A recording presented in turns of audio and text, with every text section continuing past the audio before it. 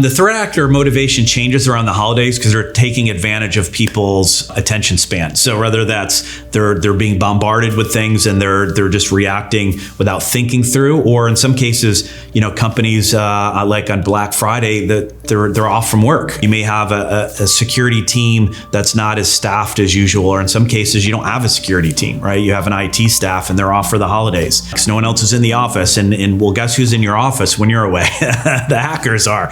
And so they really take advantage of those opportunities when they don't think people are going to be paying as much attention and they're going to be bombarded with other signal.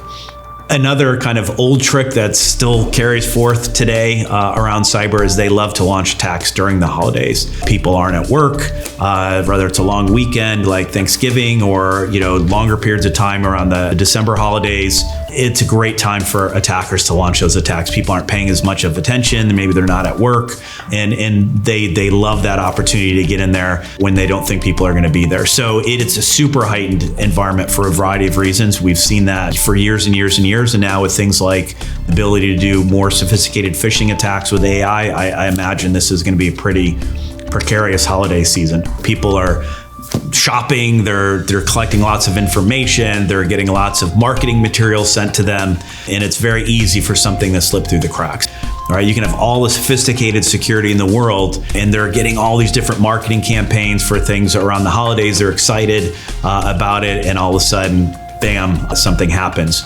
Yeah, so what I think companies need to be on the lookout for is that heightened phishing activity, particularly around the holidays. Things like security awareness training becomes super critical. Not only do you want to alert your employees that this activity is going to be heightened, but you actually need to train them because it's getting harder and harder for them to determine if something is actually a phishing attempt or if it's something legitimate. And so around the holidays, they're going to see a lot of increase in legitimate activity as well.